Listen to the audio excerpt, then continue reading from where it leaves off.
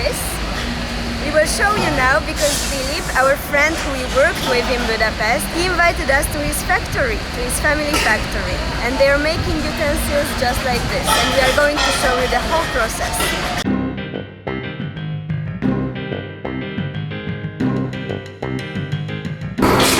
These are the steel sheets. We cut it into circles. We cut it into circles of different sizes.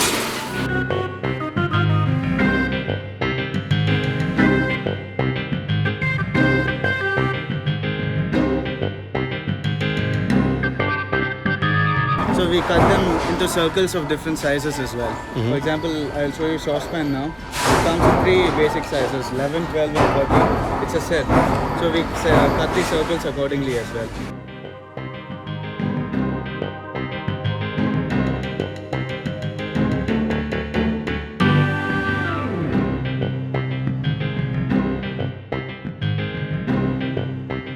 We put the circles inside this and that's how it becomes plates.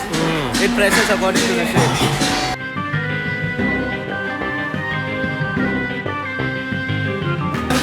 It's in this shape. We can't sell it in this shape. We need to make it in this shape.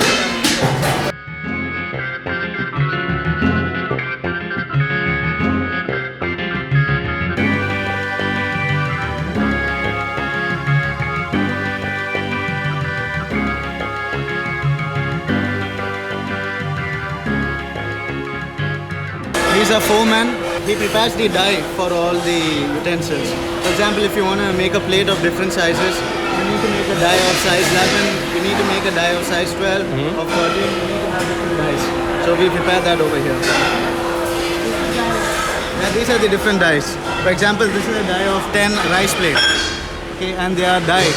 So we put this inside the machine and it presses the circle accordingly. This is a machine to make utensils with induction bottom. You know, there are the induction cookers for electric cookers. So if you have the normal utensils, it doesn't have a lid. In this, it has this additional layer. It's for it to not get burned while you're cooking on electric pots. And that's why it's called an induction cooker. And you make it over here.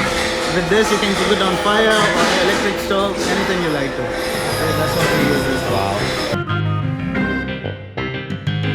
And we store circles of different sizes. The smaller machine is used to make plates, and we can use a smaller machine because it's not that big. When you're making saucepans like this, you need a bigger machine because you need to press it deeper. And that's why we use these. It's called double action machine.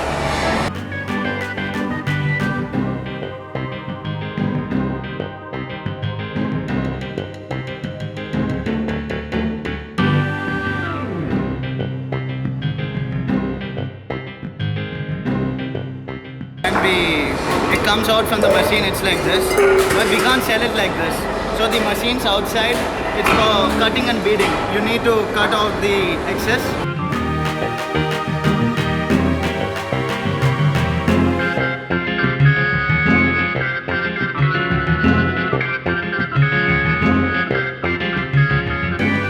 So right now we are going to the polish department. Once you press the circles and you cut it according to how you'd like to sell it, you need to polish it. This can become this. So you need to polish it.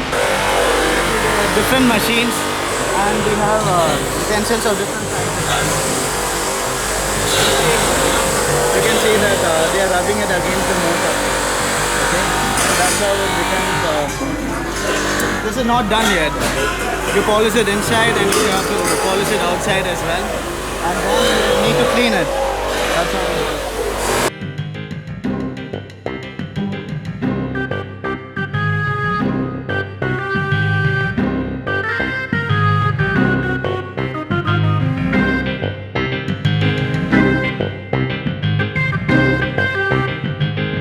Once the goods are polished, we bring it here. It's the packing department. We store it here according to the weight and the sizes.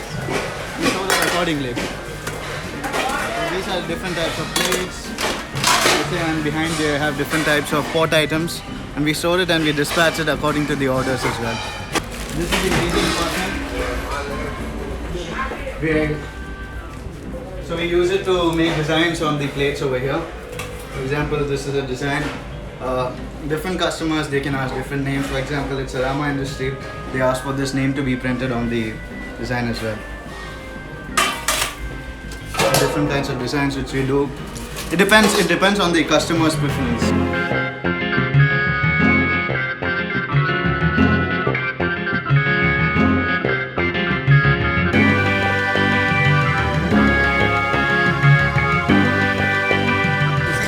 Dishes of different sizes.